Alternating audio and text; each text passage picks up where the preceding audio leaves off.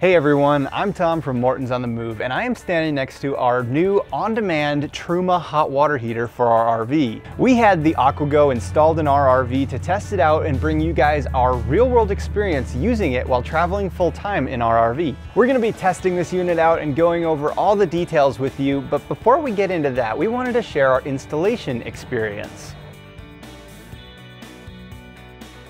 We visited the Truma Service Center in Lakeland, Florida, and in our past video, we talked with one of the representatives we met there, Billy D. We also met with Dave, the installation technician who is going to be installing our unit. The Lakeland Service Center has a big bay where RVs can pull in, but we were actually a little too tall to pull in, so they actually did the work out of a mobile van, which is how most of their work is done anyway, as Dave is a mobile tech. As a mobile tech, if you're near Lakeland, Florida, he can come to you. If you're not near Lakeland, Florida, you can go to any of the Truma authorized dealers, which are RV dealers all across the country. If you go on their website, you can look it up to find out where you could get one of these installed. If you follow our channel at all, you know I'm a really big do-it-yourselfer, and I probably would have installed this unit myself, but Truma doesn't actually allow customers to install the units themselves. This is to ensure that the installation is done properly and to prevent problems from imperfect installations. So the first thing Dave did was come out and look at our existing hot water heater, and we had a 12-gallon Suburban hot water heater installed in our RV. The existing hot water heater was considerably larger than the actual Truma size. Opening this panel here, you can see that this is the actual size of the Truma hot water heater. Because the Truma is smaller than our existing opening, he went and got an adapter plate so they could put it on the outside and make it fit to the opening. This will fit over that opening, and we seal this to the sidewall. Makes sense. All right. And then what I'll do is build a platform behind it that supports the rear of the AquaGo. Okay. And then existing platform. Right. And then all of these holes, prefab holes, the AquaGo screws into this. Makes sense. Okay. And then the adapter door itself will go over this. So this is completely hidden.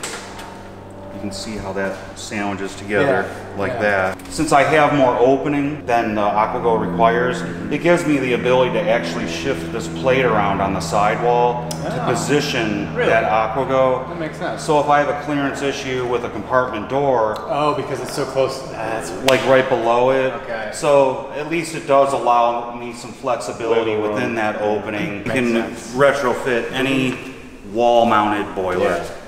Or tankless water heater.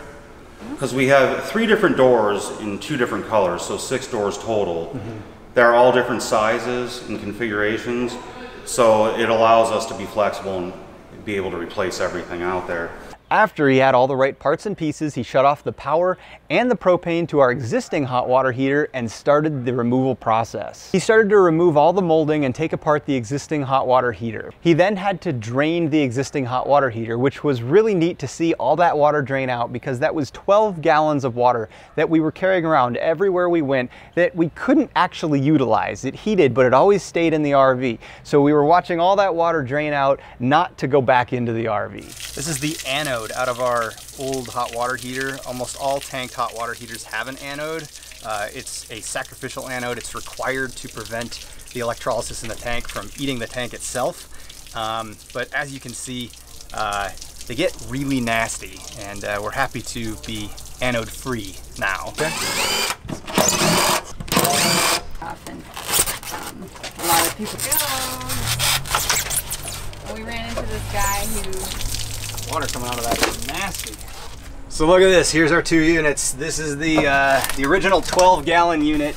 Actually picking these up, this unit weighs more originally, but it carries 12 gallons of water, which is almost 100 pounds. There's no way I'd be able to pick this up if it was full of water. This is pretty much all the weight except for a little bit of water in this when it's full.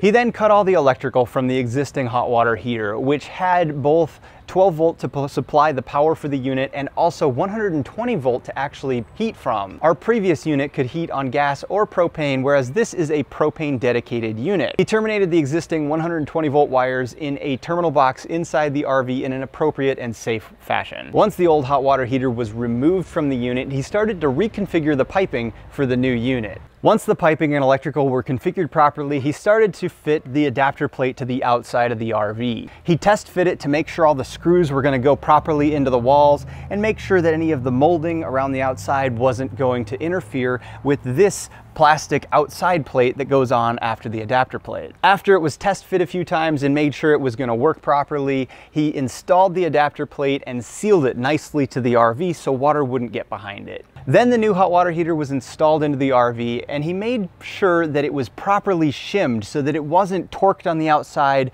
and that it was properly supported from the internal structure of the RV. Then he hooked up the water, electric, and gas. The 120 volt electric wasn't reused, but the 12 volt electric was. The 12 volt electric is for the brains of the unit and the fan, and we just reused the existing 12 volt electric that would normally turn on and off our hot water heater, so it's the same as the existing unit. Hooking up the gas with this unit was a bit of a trick because it wouldn't actually connect on the side here where it's designed to, because of the walls of our RV are a little thicker. Truma, however, has thought of that, and they make a rear entry gas kit, which he installed on this unit so the gas line could come in from the back. So we always run into issues with that, and all it takes is a rear gas kit that redirects the gas connection from this side to, you'd have a connection here then on the rear of the unit.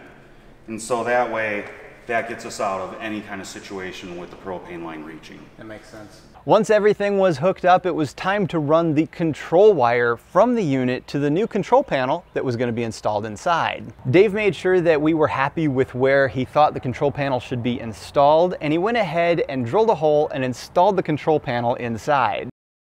Then he used fish tape to pull the single control wire, which is actually right here, through the RV from the control panel to the hot water heater. And that was the complete installation. He then fired it up and tested it out, made sure that the control panel inside was talking to the unit properly and the unit was firing up. And we tested it out, and initially it didn't work, but it wasn't on the Truma's end, it was actually on our end. For some fluke of a reason, our propane regulator in our RV decided to stop working from when we disconnected it earlier in the day. This is not a common occurrence. Something went wrong with our unit, but after fiddling with it for a little while, we were able to get it working again. We later replaced that unit. Once we got the propane working, it fired up properly, and we were able to get hot water instantly off the unit. Well, we fiddled with the propane regulator for a little bit, and we got it working, but I think we need to replace it.